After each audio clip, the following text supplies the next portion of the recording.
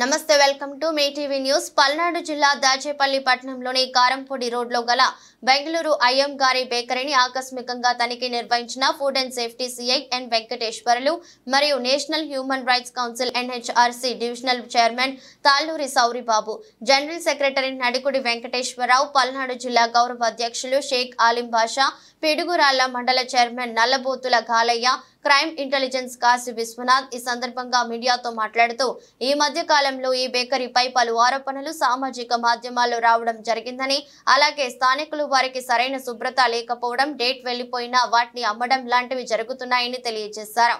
అందులో భాగంగా ఈ రోజు బేకరీని తనిఖీ చేయడం జరిగిందని తెలిపారు.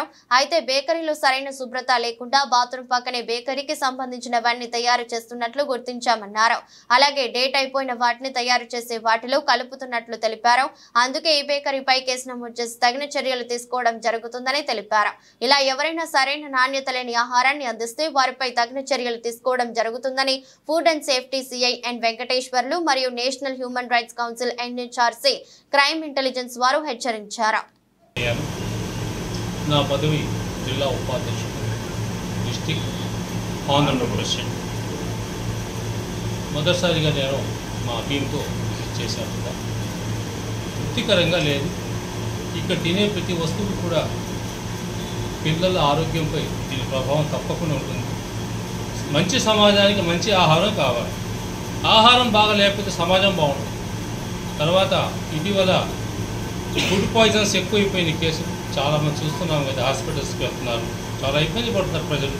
కాబట్టి ప్రజల యొక్క ఆరోగ్య దృష్ట్యా మేము ఈ కార్యక్రమం చేపట్టాము. మరి దీన్ని ఉన్నతాధికారుల దృష్టికి తీసుకెళ్తాము. తగిన ఆధారాలు కూడా మాకు ఉన్నాయి కాబట్టి మేము వీటిని కలెక్టర్ గారు, ఎస్పీ గారు వీళ్ళంతా పరిశీలిస్తారు. అది ఎలా న్యాయం చూస్తే వాళ్ళు చేస్తారు. ఏది న్యాయం అనిపిస్తే అది చేస్తారు వాళ్ళు. అంతేగాని మేము న్యాయం అన్యాయం చెప్పేవాళ్ళం కాదు. ఇక్కడ మేము వాళ్ళ దృష్టికి తీసుకెళ్తాం. ఆ రిజల్ట్ అనేది వాళ్ళ కాన్స్ మీకు వస్తుంది. Thank you. ఇట్లా క్వాలిటీగా లేదనేది నాకు కంప్లైంట్ రావడం జరిగింది వాట్సాప్లో. సో వాట్సాప్లో కంప్లైంట్ వచ్చిన వెంటనే వాళ్ళకి కాల్ చేసి ఈరోజు అనగా 10/7/24 ఈ కారంపొడి రోడ్డు దాచేపల్లి జంక్షన్లో ఉన్న ఈ బెంగళూరు అయ్యంగారు బేకరీని తనిఖీ చేయడం జరిగింది వారి సమక్షంలోనే.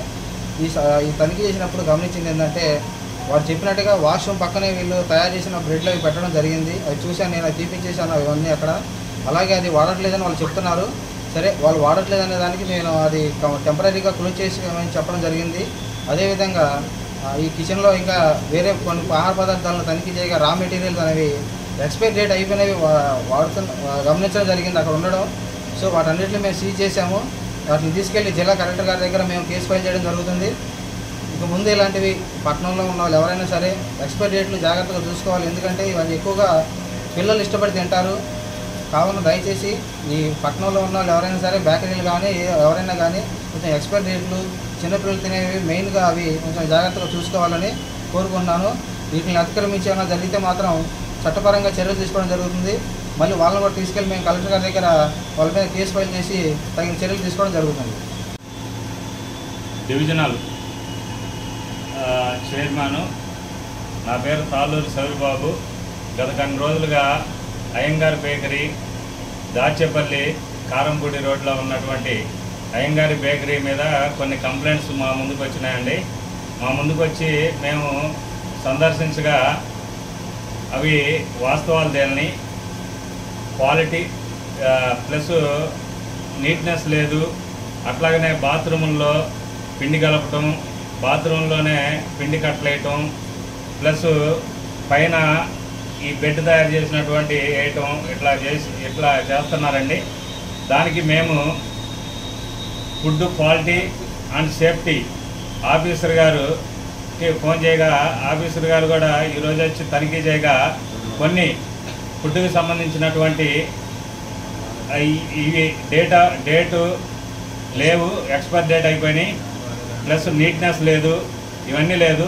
అట్లాగనే ఇంకోటి ఏంటంటే, ఈ బేకరీ యజమాని గారు అయినటువంటి అతను మా వ్యక్తికి ఫోన్ చేసి మీరు బయటికి రాకపోతే మీకు